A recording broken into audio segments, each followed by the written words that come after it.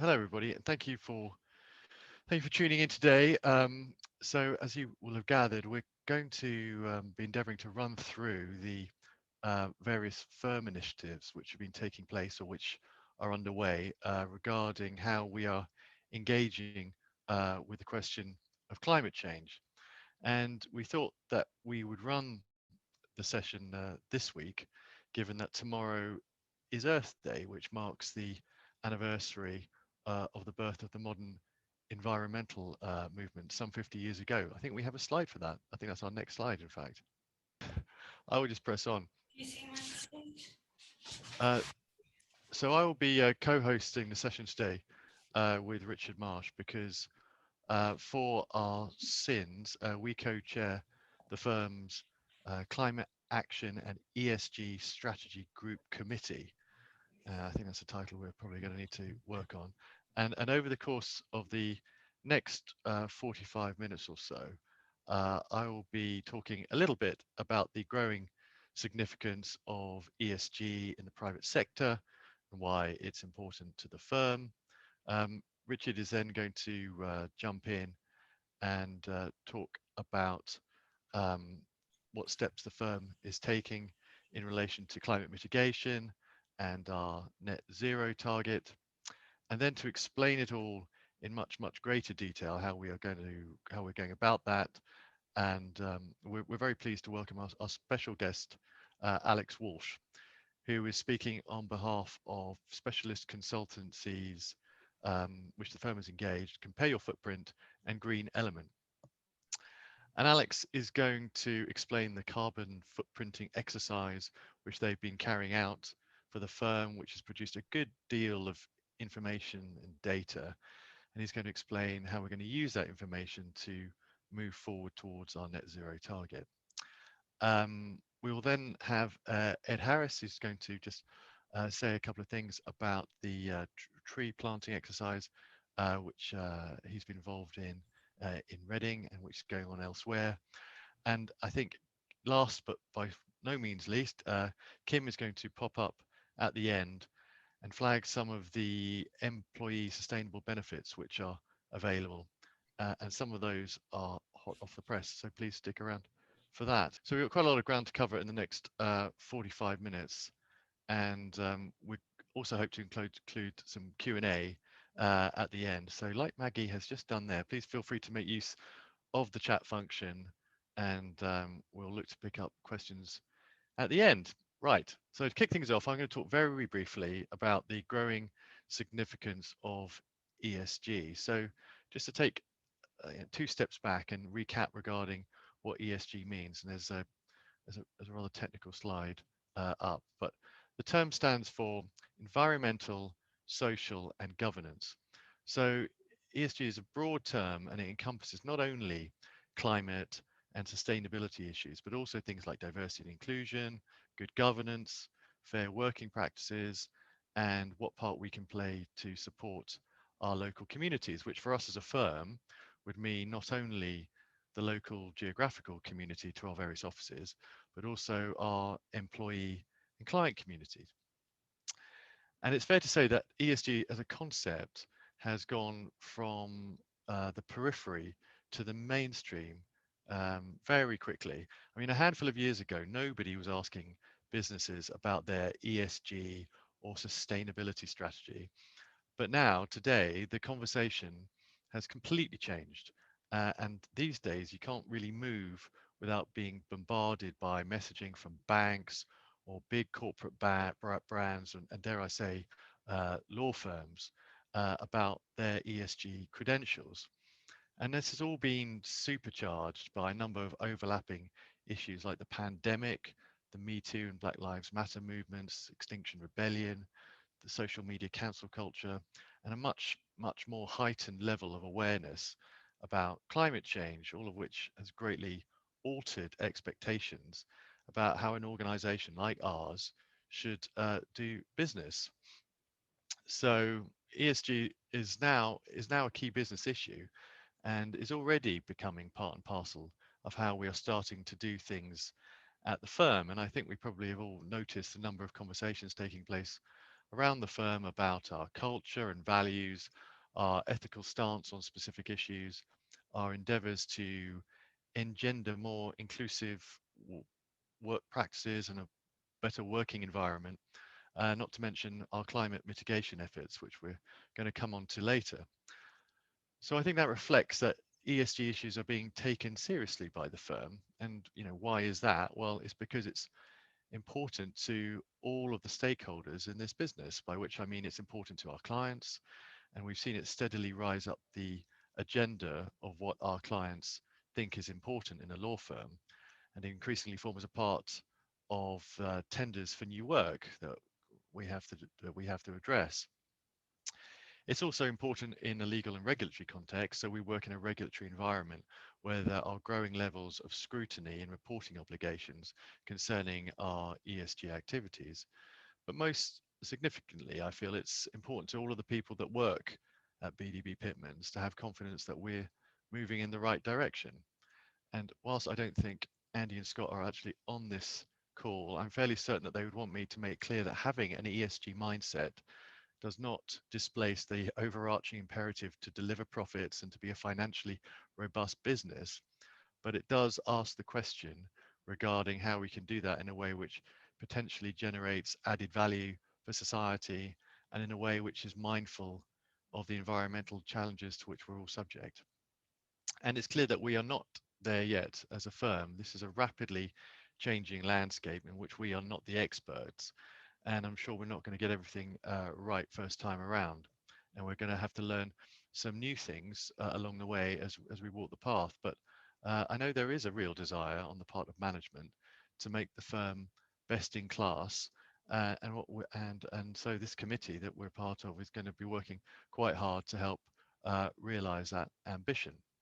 So just to segue a little bit, what I was going to mention is that ironically, communication is a big part of this exercise, and it's often a fair criticism of the firm that there is sometimes perhaps a lack of visibility about some of the initiatives that are going on around the place. And to that end, Kevin Peake and his team, as part of the Building Better initiative, has created a one-stop shop document capturing all the quite impressive ESG initiatives which have been taking place across the firm, from our diversity and inclusion program to our community and sustainability activities, and of course our climate mitigation efforts.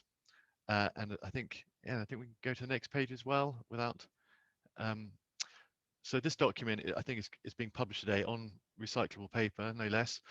And there's going to be a digital version of the document, and that's going to evolve over time to capture new initiatives on a rolling basis as they take place. So it's going to be a living document, and you'll be able to see everything that's going on. And when you read the document and about everything that has been going on, I think you get a real sense that this is a collective effort taking place across the whole business. And I think there will hopefully be plenty of opportunities for everyone to engage with this. And we want to create opportunities to stimulate the conversation internally and with our clients about what we're doing and how we're going to get there. So I think that's probably more than enough from me. I'm going to pass over to Richard, who's going to wrestle with his own slides, and he's going to talk a little bit about our journey to net zero. Richard. Thanks, Jonathan. So yeah, just briefly on net zero, because fortunately we've got an expert, Alex, with us today to go into the detail, which is rather helpful. So just a bit on net zero. You'd have seen various things in the press in the last couple of years, really, culminating with COP26. A lot of talk and action in relation to decarbonisation and net zero. Now, not too many people know exactly what net zero is, but it's banded about left, right and centre. So just very briefly, Alex will explain in more detail, but net zero is essentially the balance between the amount of greenhouse gas emissions produced and the amount removed from the atmosphere. And these two things work in tandem to achieve net zero. Now, gross zero would essentially be reducing all our carbon emissions to nothing, which is completely unrealistic, and therefore the net zero target recognises that there will be some emissions, but that they need to be fully offset via various means. Again, Alex will explain in further detail. So it's essentially it's a cancelling out of the amount of emissions we produce by the amount we remove, and the UK has legislated to become net zero by 2050, and I think was the first country to do so. Certainly the first of the G20. And that amended target was legislated for in June 2019. Now the Climate Change Act, which brought into law that target, imposes a legal obligation on the government, but it doesn't do so on companies or individuals yet. So at present, for us, we're an SME, so an organisation of less than 500 employees. We don't have a legal obligation to reach net zero, but that could change in the near future. So at present, there's simply a moral obligation to act, which I think all of us can agree to. And I think as a firm, we're very much of the view that we should be acting to reduce our impact and help fight climate change. So what of our journey so far? Well, I think it was probably about 18 months ago that I started this conversation with Andy Smith, and we spoke about the need to develop decarbonisation policies and strategies, and to set ourselves on our way. Some firms had already done so by that point, so we're not the first, but we're certainly by no means the last to take this action. So the first thing we had to do was to actually measure our carbon footprint. Now we could have tried to do this ourselves, but we thought it would be best to involve some experts, and that is where Green Element came to join our net zero story. And Alex will explain his role in our process in the next few minutes. So Green Element set about measuring our carbon footprint, and that was done with a baseline of 2019. And that's been taking place over the last year. And then once that had been established, we then had to set our carbon reduction targets. And we have also decided to have our targets approved by an organisation called ScienceBased Targets Initiative. And that has literally been approved or confirmed as approved within the last couple of weeks. And we now appear on the SBTi website as a company who's taken action to have their targets approved. And again, Alex will explain more detail about what those targets are, what it means for us as an SME, and also what we're doing beyond the basic requirements as an SME. The next step, now we've established baseline and targets, is to formalise our climate change strategies. And this is what is happening at present. And hopefully we'll be able to engage with the firm in much greater detail over the next couple of months or so to seek feedback and ideas about how we can do this. But essentially, some of the key things will be the implementation of environmental management systems, measures to further reduce waste and recycling within the firm across our real estate, to cut down on travel-related emissions, and really to be more strategic in our green thinking and apply that green thinking to operational decisions that we make. So at that point, I think it's appropriate that I pass over to Alex, who will explain with much greater authority exactly what Green Element have been doing for this process. And Alex, I think, has got his own slides as well. So yeah, as Richard has hinted to, Green Element were contracted by BDB Pitmans back in 2021 to run your first carbon footprint and essentially help with the process of setting science-based targets. So really what the presentation will run through today is firstly a little bit of a look into carbon footprinting. It can be quite abstract and when people hear about it. So just going to run through a little bit of the basics on that. This will really sort of help inform discussions of your carbon footprint, which has been calculated from June 2019 to May 2020 with a view to conducting this on a sort of annual basis to sort of measure performance against any of the initiatives that are put in place. Following from that, I'll be running through a brief discussion of the Science-Based Targets initiative itself, explaining some of the sort of information and work that's gone into that, and then with a view to looking at BDB's specific commitment and how that will really sort of inform your plans going forward. Finally, just to close off my part of the presentation, we will have a look at benchmarking BDB Pitmans' commitment against some of your key competitors. And really that's going to have a bit of a focus on offsetting and how that fits in with the initiative. So just to start, just want to run through a brief definition of what a carbon footprint is. A carbon footprint is essentially a measure of the total amount of emissions released into an atmosphere by an organization's operations. That can really cover anything from sort of consumption of food, paper usage, weight, business travel, things of that nature, and looks to really include as many factors as possible. It considers all of the 6 Kyoto Protocol greenhouse gases. So primarily it focuses on carbon dioxide, methane, and nitrous oxide release, but also has a look into hydrofluorocarbons, perfluorocarbons, and sulfur hexafluoride. And just as a bit of a precursor for the discussion of your own carbon footprint, it adheres to the GHG Protocol Corporate Value Chain Standard, which is the world's most widely used greenhouse gas accounting standard. So next, just to have a quick run through as to why it is important to calculate a carbon footprint. So it essentially, by calculating a baseline, it allows you to really start to understand your emissions profile, which helps for target setting and future comparisons. The exercise highlights those areas of your operations which produce the most emissions, and these are generally called carbon hotspots.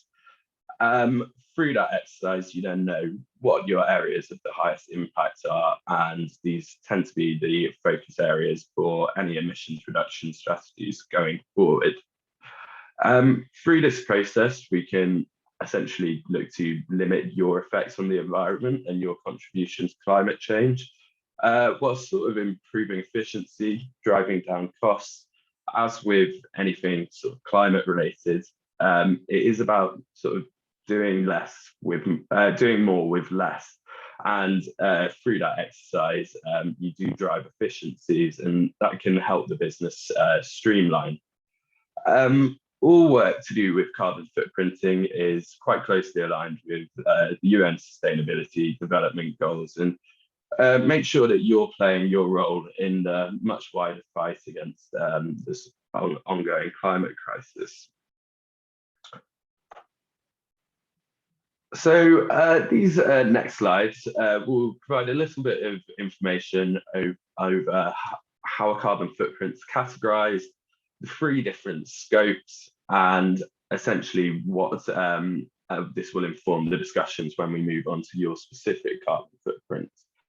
So looking at scope 1, this is generally associated with the direct emissions from owned or controlled sources. The next slide will be looking at this in a little bit more detail.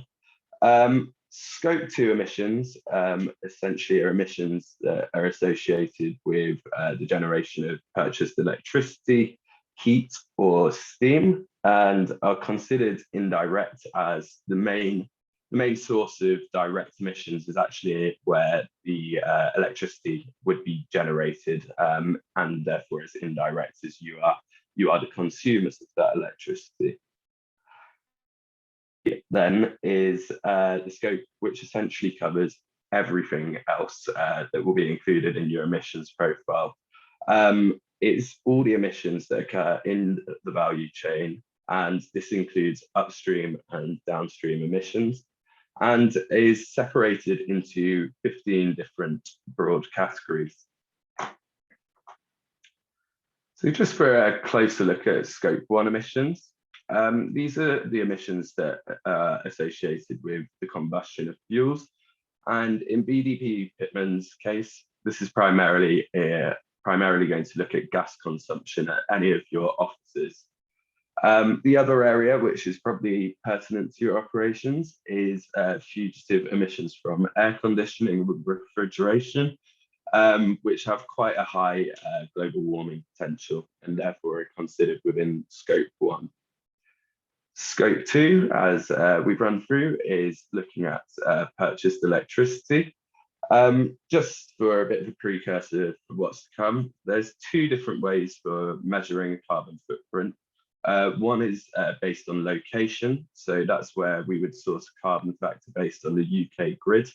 But the second is looking at market-based, and that will take into account things like renewable tariffs. So currently under the GHG accounting standard, if you get renewable tariffs, you essentially zero out any of your Scope 2 emissions. And I know that at a lot of the new sites that have been moved into over the past year or so, renewable tariffs have been sourced. So that's really going to help reducing your carbon footprint moving forward. And just a little closer look at Scope 3. I won't run through all of the 15 categories, as we'll give a brief overview of what's been included in your first footprint. But it's primarily looking at things like purchased goods and services, waste generated in operations, any business travel, obviously things like flying or road travel, where a lot of fuel is being consumed, have quite a high emissions profile associated. So with a lot of these sort of aspects, this is often where we would recommend our clients to focus on, but also potentially look at employee commuting. I know that some of you may have actioned the commuter survey that we sent out last year, which helped us calculate the emissions associated with this. And these are essentially the categories that make up the lion's share of most organisations' footprints, particularly those that are service-based. Within industries like manufacturing, there might be much higher sort of Scope 1 and Scope 2 emissions due to the energy requirements for their operations. So just a little closer look at BDB Pitmans Scope 3. So within the initial exercise that we conducted for you guys, we focused on a selected number of categories just to try and help facilitate setting that baseline footprint, something that we would generally call an operational footprint, with a much fuller one in process at the moment. But critically, we looked at water consumption, waste generation, the emissions associated with working from home and commuting, business travel, paper use, obviously quite big as a law firm, and then a look at anything else that was purchased for use in the operations, which would fit into the purchased goods and services category. Now, in terms of what we included, this was based on selections, so not necessarily everything that will be included in future footprints, but it was essentially spend categories such as spend on IT and computers, and things like professional services. But just due to the time frame and the reporting period that was selected, there was quite a lot of project work and office moves that went on during that period. So these were also included in the analysis. Now, just before we move on to looking at your carbon footprint in a little bit more detail, it's probably quite important to show you how a carbon footprint is calculated and how it's going to be presented. So a carbon footprint will always be measured in tons of greenhouse gases. Greenhouse gases are all of those that have a high global warming potential, primarily looking at CO2, methane, and nitrous oxide. The way that this is then presented is emissions as a CO2e figure. This is essentially represents something called carbon dioxide equivalent and expresses the footprint as a single number with the same global warming potential as the sum of all of the different greenhouse gases that have been measured. Now, just to move on to your footprint specifically, within the baseline year, I've got two different slides. The first one is presented with the inclusion of things like construction work and the project work that was involved in the office moves. So this is a sort of relatively high figure. It's around just over 7,000 tons, which is the equivalent of almost 18 million miles driven by an average passenger vehicle. It was highly swayed by the project work, but there was also some other sort of hotspots that appeared, for instance, around computer purchases and looking at community and personal services and financial services.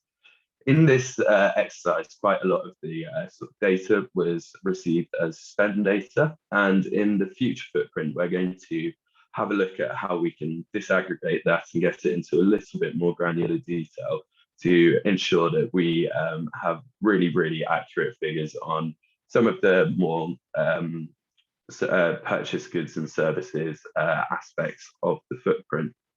But when we move to the next slide and look at the carbon footprint, excluding any project work and some of the spend data where there was potentially a little bit less confidence in the figures, it reduced by almost 7 times. So coming around 1,100 tons of CO2e.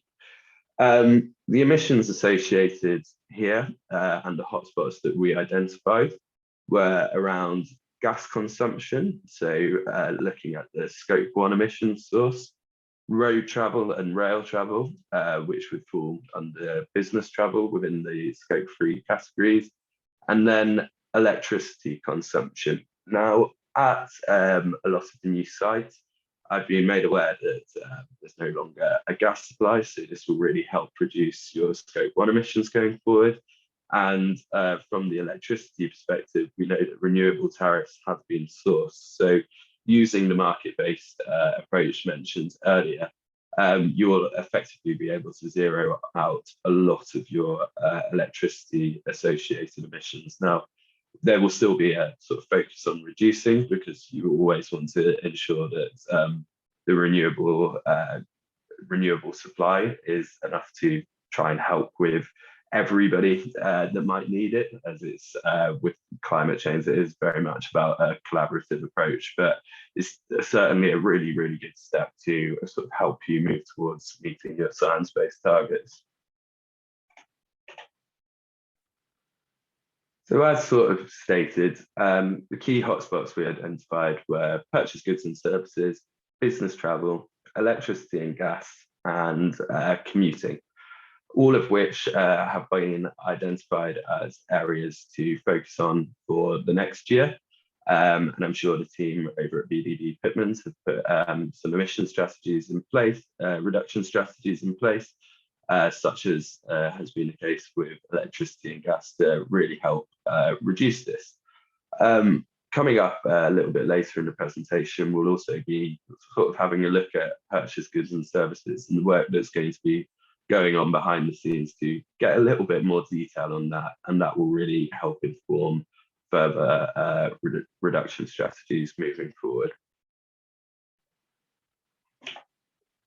So the next few slides will be looking at the Science-Based Targets Initiative and running through your commitment. But I think it is important to first have a little bit of a definition of what net zero is.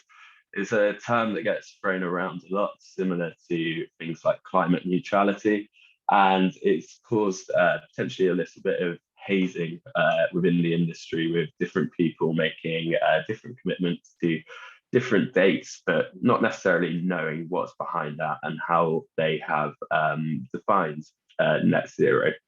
So essentially, in order to avert the most catastrophic impacts of global heating, we need to take action to approximately half greenhouse gas emissions every decade as we approach 2050. Climate science predicts that unless we dramatically curb the temperature rise in the next decade, some of the worst impacts of climate change might be seen, including sea level rises that would affect over 10 million homes, ice-free Arctic summers, the loss of all insect habitats and biodiversity, as well as an increase in climatic events. So looking at things like droughts, flooding, storms, and forest fires. To reach net zero, essentially the science behind it says that we need to curb the rise in global temperatures by approximately 1.5 degrees above pre-industrial times. And through that process, you can help prevent sort of island states from sinking, avoid mass displacement, and essentially try and curb all of these impacts, which will not only be very impactful for people and animals, but will also have a big impact on business and the private sector, with supply chains disrupted and businesses not really being able to follow the processes that they have been in the past. So really focusing on future-proofing your business. Targets are deemed to be science-based if they're in line with the latest climate science, which is essentially what's proffered by the Science-Based Targets Initiative. And this is all about limiting global warming to 1.5 degrees Celsius. So just to run through a brief overview of what the Science-Based Targets Initiative is. It's a partnership between the Carbon Disclosure Project, the United Nations Global Compact, the World Resources Institute, and the World Wildlife Fund. The initiative was created to essentially provide the tools for businesses to set targets that are in line with the latest climate science and transition their targets to be those that will help businesses to reach net zero and be confident when they are talking about this. Organizations like yourself can opt to sign up to the initiative, and the environmental targets that you therefore set are sort of backed by the most robust and meaningful climate science, and ensure that any reduction strategies that you put in place and continue to monitor are those that are going to ensure that you're doing your part to be in line with the latest climate science and curb global warming. At the time of writing, there's just over 1,000 businesses that are working with the SBTI. We expect this to sort of proliferate over time, and there's certainly a big backlog there at the moment, which I'm seeing with quite a lot of my other clients. So you got in at a really, really good time in setting yours, and it is something that you're going to be able to sort of communicate outwards, and it's a very positive thing for BDB's reputation. Some of the key benefits look at future-proofing your business, so ensuring that the work that you do is resilient to any of the impacts that will occur caused by climate change. As much as there's a big push to do things now, we have reached certain tipping points, so there is going to be large-scale changes over the next few decades. So it's really about ensuring that your business model is fit for the future. It helps you align with environmental compliance obligations. Increasingly, as has been sort of hinted at earlier in the presentation, more and more businesses and interested parties will be asking about your climate commitments. You'll be able to communicate that you are backed, your strategies are backed by the most robust climate science when you're making discussions in tenders or putting out any sort of marketing comms. It really is about being best in class here. And sort of as with just essentially setting carbon footprints in general, it's a cost-effective way to improve and streamline your business as emission reduction strategies really help drive efficiency. Looking at your own science-based targets, these were, as Richard mentioned, verified just a few weeks ago, and they follow something that is called the SME Pathway. So essentially at the time that we made the commitment and sent the targets off to be verified, the company was at a staffing level that was under 500 full-time employees, which allowed you to follow this pathway, which has been put in place essentially to assist organisations that may not have the resources to undertake sort of the rigorous requirements necessary for larger organisations. Now, that's not to say that you guys don't have those resources in place, as the next slides will be sort of looking at how you're demonstrating best practice and going a bit beyond your commitment that has already been made. But it's really to take into account that SMEs are the bulk of companies out there and make up around 50% of all emissions. So essentially through setting this pathway, it's to make this process inclusive. As much as bigger organisations are the ones that are going to be the focus moving forward, we really want to look at ensuring that as many people can join this collaborative effort, as that's what's going to be needed to reduce the worst impacts of climate change. As with this pathway, it only requires your organisation to set Scope 1 and 2 targets.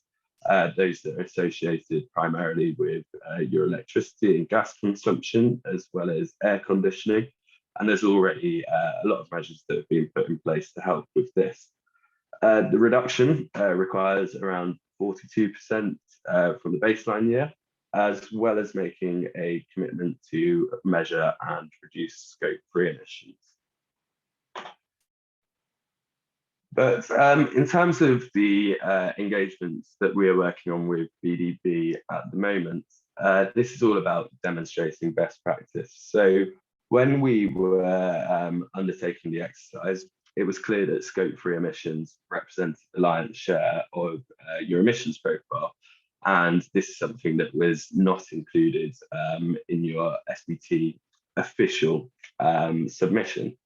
So as such, BDB have committed to undertaking the exercise and the requirements that are put in place for much larger organisations. And this essentially means that we will need to calculate a footprint that includes between 90 to 95% of all of your associated emissions, which will involve a really deep dive into Scope 3 sources, particularly looking at a lot of the different spend categories included in purchase goods and services. But through conducting a materiality analysis, we'll have a much better idea of your overall emissions profile, which will help for much more targeted reduction strategies going forward. This goes beyond the requirements, as sort of seen in the previous slide, but demonstrates best practice, and again is something that will be able to be communicated outwards going forward. The granular detail will help push forward with any initiatives that you put in place, and through conducting a similar exercise year on year, we'll be able to measure how you are performing against these. Now, just a note on this, after we have undertaken this exercise, we will be setting unofficial targets but these will be in line with the Science-Based Targets Initiative to make sure that all of your Scope 3 actions are following that best practice. Now, just moving on to the final part of the presentation, it's really to look at your performance against other firms in the industry. So back in 2021, Green Element conducted a competitor research piece, bringing in 3 key firms, which for the purpose of this presentation, I won't be naming, but it's really to essentially look at their claims that they have made outwards and see how you compare. Now, this exercise sort of showed that many firms have either claimed to achieve net zero already, or achieve something called carbon neutrality, essentially where they will calculate a carbon footprint and just purchase a sort of offsetting regime to instead of focusing on reducing their emissions. And a couple of, I think it was 1 or 2 firms had sort of, we believe, overpromised by claiming to be on track for net zero by approximately 2025 to 2026, and essentially using the Science-Based Targets initiative, that is very, very unlikely to be possible.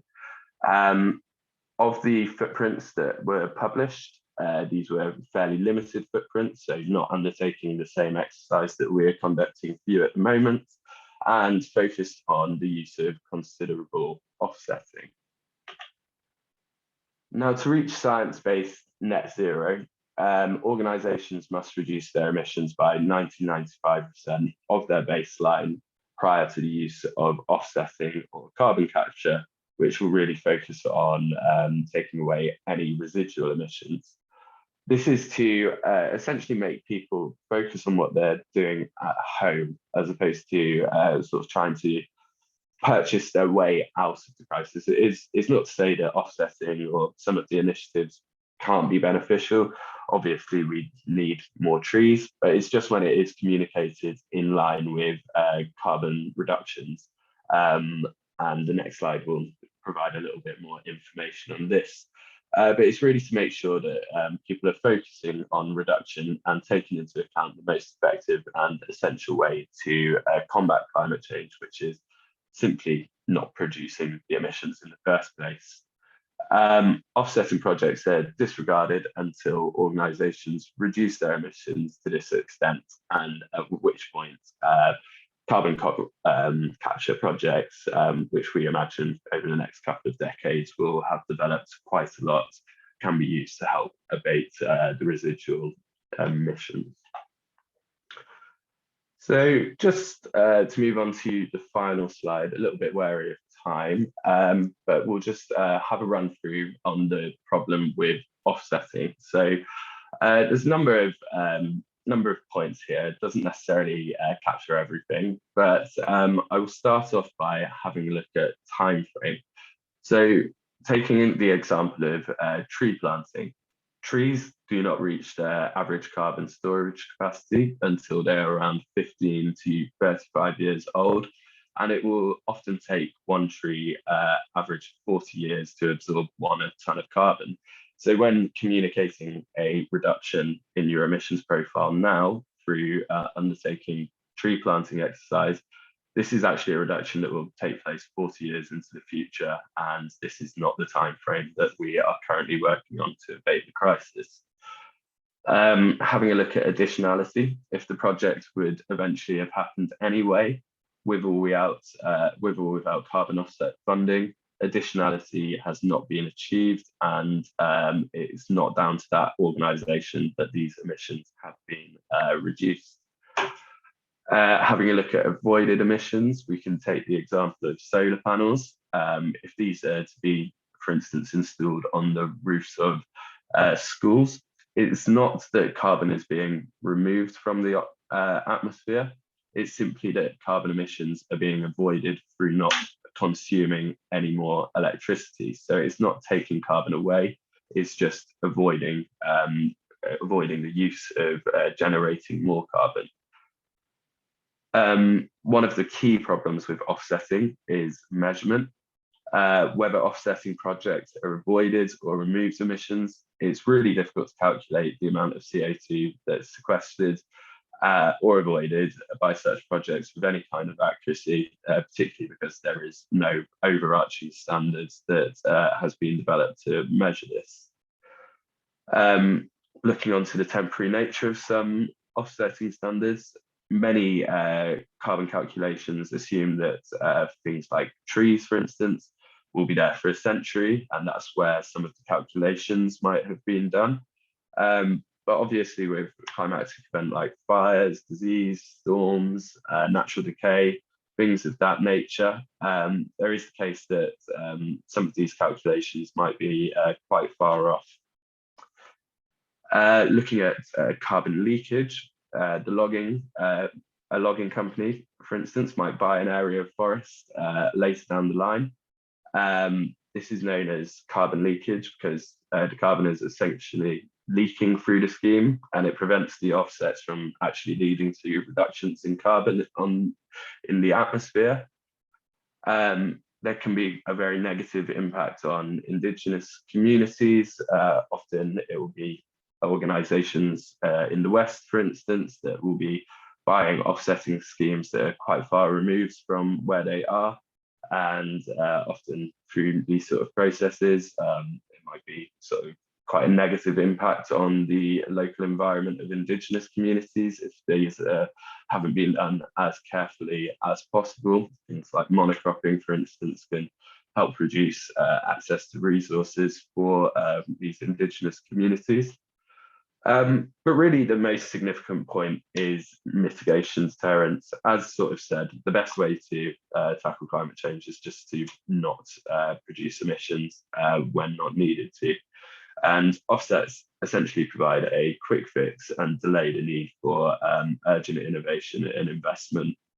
If companies, governments, shareholders, and consumers believe that they can simply buy emissions reductions to offset their own carbon use, then it really sort of negates the motivation to take into account that you really need to be focusing on reducing your own emissions, and can lead to sort of insufficient investment in the technologies that we are going to need in the future.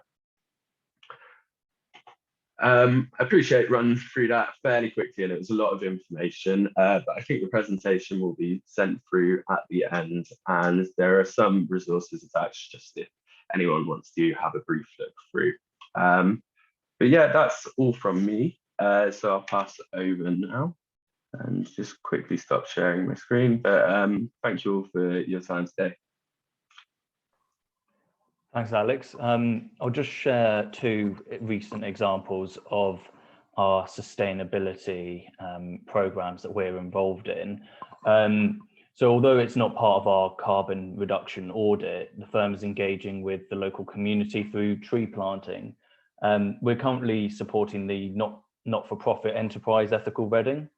Ethical Reading have teamed up with Reading Borough Council and Reading Tree Wardens to offer local organisations the opportunity to make tangible, positive difference to the town by funding the planting and care of trees. As part of Ethical Reading's Trees for Reading sustainable programme, we have funded the planting of 6 trees in carefully chosen locations across Reading. This initiative aims to make the town greener, healthier and happier, and to create a lasting legacy for the future. In addition to this, the firm are also supporting Southampton City Council's Greener City Plan 2030. We have signed their Green City Pledge and donated £5,000 to their tree planting scheme to help make Southampton a leading city in the green economy. I will now hand you over to Kim. Thank you, Ed. Right, I'm just going to talk through Nikita. I don't know if it's possible to change the slide or not. I'm going to talk through what we've been doing in terms of our benefits to support our firm ESG commitment. And we've been really trying to look at how we can offer a range of greener benefits for employees. So today I wanted to talk through the 4 benefits listed. So ecology, our cycle to work scheme, pension investment, and our EV car scheme. So I'm very conscious that Alex has obviously just talked about some of the limitations of offsetting, and I'm now going to talk to you about one of our benefits, which is carbon offsetting.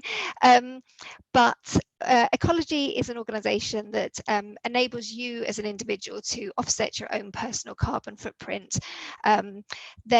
Ecology plant trees and fund some of the world's climate crisis solutions.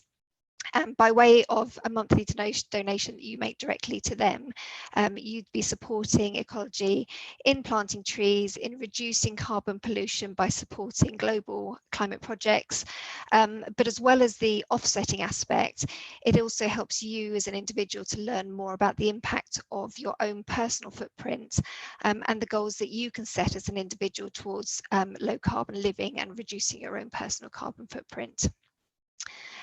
Secondly, hopefully most of you are aware of our Cycle to Work scheme. It's been in place for a number of years now, and it's a scheme through which you can purchase a bike via salary sacrifice, which benefits you because it gives you tax and NI savings, but it also the intention is that you use it as part of your commute to work, and therefore with the aim of reducing emissions from road or rail travel, for example.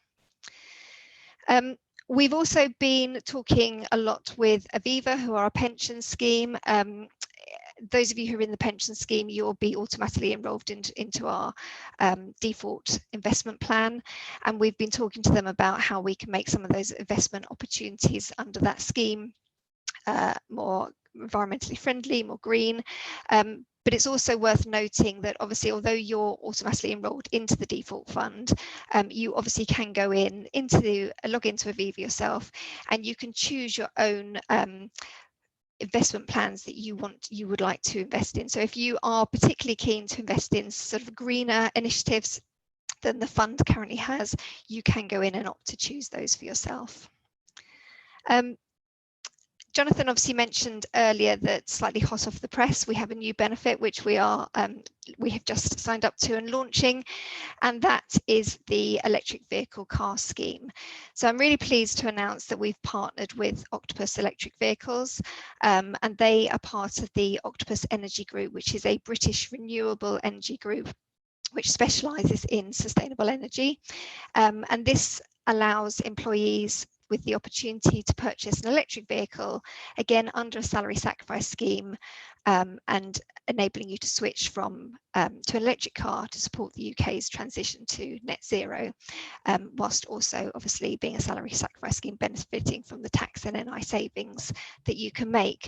It allows you, we will be sending out more detail on this very shortly, but it allows you to lease a new electric vehicle over a 2, 3 or 4 year lease period, including a number of additional benefits under it. But we will be putting information up on the Your Reward portal, and we will be sending out and putting up on the internet some more information on this very shortly, as I say. But if you have any questions on our benefits or any suggestions of green benefits that you feel that we should be looking at, please do contact us. Please do look at the benefits that we have on offer under Your Reward, but please do get in contact. Thank you. I'm going to hand back over to Richard now. Thanks, Kim. It's excellent news about the EV scheme. So Nikita, if you could now put up the last of today's slides. So the vast majority of today's session has gone through ESG, but also the climate change strategy and green elements work to help us with our journey to net zero. But in addition to that, we're doing a range of other things from across the firm, all different departments, sometimes working together as well, which is what we need to do more of. The second point there is a key example of that. A nascent sector group called Sustainable Futures, which is now live on the website. Again, it's early days, but we hope it will build. The purpose of this is being cross-departmental and covering all things green and sustainable. So it includes net zero, and there are sort of energy related pages on there. It's relevant to house building, obviously, in terms of net zero and heating homes. It's relevant to private clients and what farms and big landowners are doing to help host energy schemes on their farms. So it really touches every single part of the firm. So do go and have a look at the page. And again, as Kim said, if you have any ideas for how that can be improved, how it can be beefed up, how links can be included on the page, then please do send over ideas. I think there was a link earlier to the Building Better email address, but also do email any of us on this webinar. In addition, we have Angus and I are doing a net zero blog, which isn't solely planning or PIP focused. It covers a wide range of sort of net zero issues. So Angus did a blog entry on what we can do as individuals to help reduce our carbon footprint. I've done a couple of blog posts recently about the impacts of the Russian invasion on our net zero journey. And it's doesn't solely have to be just Angus and I that do these posts. So if anyone has got an idea on a net zero theme, then please do get in touch with Angus and I, and we can do a joint net zero blog entry. So do email Angus or I if you have an idea. Another one there, again, is Angus related. Angus is leading the way on biodiversity net gain. He's done a video, he's done a webinar that was attended by, I think, nearly 500 people, which was close to the Zoom max, and is getting out there and demonstrating that we are leading the way in terms of understanding what biodiversity net gain is, but also that we are linking up with other departments such as private wealth, landed estates, to demonstrate how different parts of the firm can advise landowners, developers, etc. Next point there is the climate action page, again, which will summarize some of the things we talked about today. So do go and have a look at the intranet page there. More will be added as more detail is settled in terms of new strategies to help us meet our carbon reduction targets. Another final point there, I'm hosting an energy security strategy webinar, which deals with the details and implications of the strategy that was released last week. And again, that's just another example of what we're doing to demonstrate we are sort of at the forefront of talking about green issues, sustainable issues, and clean energy. So it's really a call to arms. If anyone has got any ideas about how we can either attend events, speak at events, do blog posts, doesn't have to be net zero blog or planning blog, or include things on the Sustainable Futures page, please do just contact us and get involved.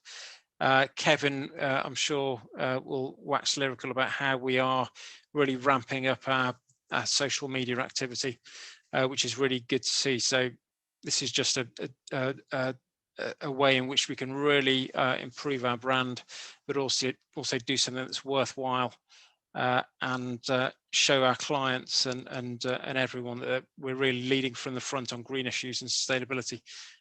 We're not just talking about it, we're actually doing it. So that's enough rambling from me. I think we've got -2 minutes for questions, but if there are any questions, then please do shout out. I think there's one already in the chat from George, who said, given the shift from flexible working, how are emissions caused by working at people's homes being calculated and mitigated? So Alex, if you can quickly respond to that one. Yeah, of course. So given the sort of shifts that happened with all of the lockdowns, Green Element devised a home working survey. And this is essentially to look at a lot of the key aspects that are involved with working from home, particularly sort of focusing on additionality, but looking at any of the electricity consumption. So when we sent this survey out to your staff, We ask questions such as, do you have a renewable electricity tariff? How many monitors do you use? How much time do you spend on video calls? Things of that nature. All that was sort of researched with different energy consumption factors associated with it.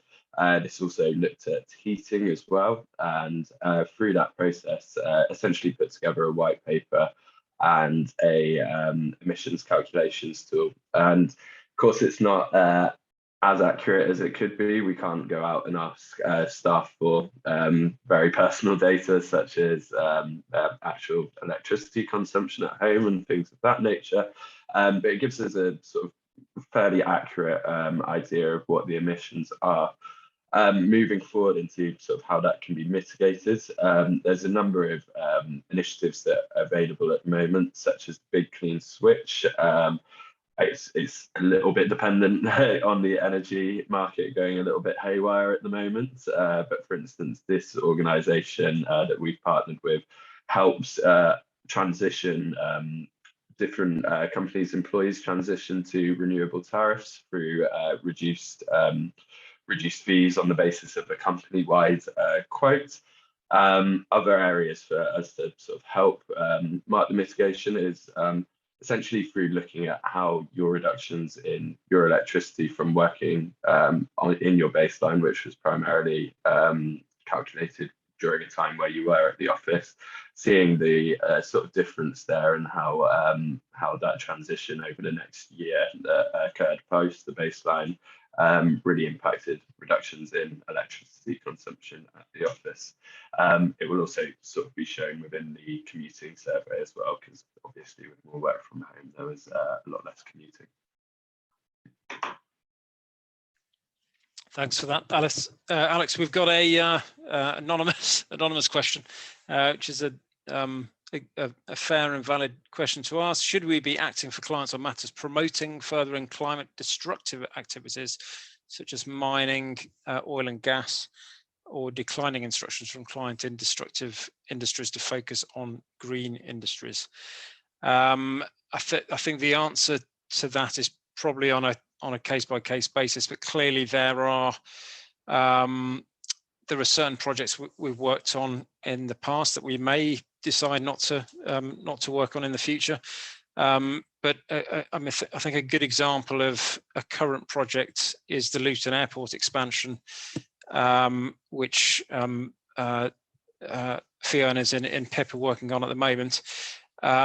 Yes, it's an airport that is clearly carbon intensive, but the project has been promoted as one of the greenest airports, wants to be the greenest airport in the UK, and also has designs on embracing new technologies in the future as well. So the aviation industry, yes, it's been guilty of being carbon intensive and vast emissions in the past.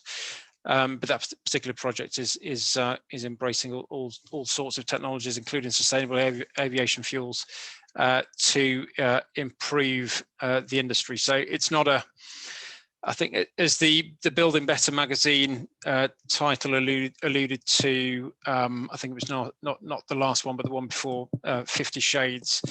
It's not black and white. There are clearly there are some industries and some companies who are to be avoided, but I think we need to do our bit to make sure all our clients improve their carbon footprint. So I know it's a bit of a politician's answer, but we clearly must take each instruction on its merits. And if there is a negative PR impact of advising a carbon intensive industry, then we should clearly move it up the chain and check with senior members of the firm to decide whether to act. I suppose the question that Richard is that the question is being asked in a way that it would just never have been asked a few years ago, that there is that sensitivity on instruction to have regard to these types of issues, and it should form, I think, part and parcel of our risk management process when we onboard clients. We're not quite there yet. We take into account an increasing number of issues when we take on new clients, and I suspect in the years to come, these types of ESG factors will be part and parcel of that. Yeah, and that was what I alluded to earlier in the piece about green issues being part of the operational decision making. So it's certainly not embedded at the moment, but I think it needs to be a factor. So if there is any uncertainty or you think it raises alarm bells, then clearly discuss it with risk and with senior partners within the firm. Okay, unless there are any further questions, I don't think there are. I've said in the chat, if you do think of any more, then please send them across, and either one of us or Alex will endeavour to answer the questions. I think we've had a good turnout, but it could be better. I appreciate it's probably not the best week. It does coincide with Earth Day, but there are still quite a few people off for Easter, so we'll certainly circulate the session in a recorded format, and may even do a further session as well. As we've alluded to, this is very much a work in progress. We've started our journey. We think we're doing a pretty good job, but there's a lot more to be done. So thanks very much for everyone for listening and watching, and thanks very much for Alex for delivering a great session summarising their work, Green Elements work, as part of this process. And we will speak to you soon, and enjoy Earth Day tomorrow.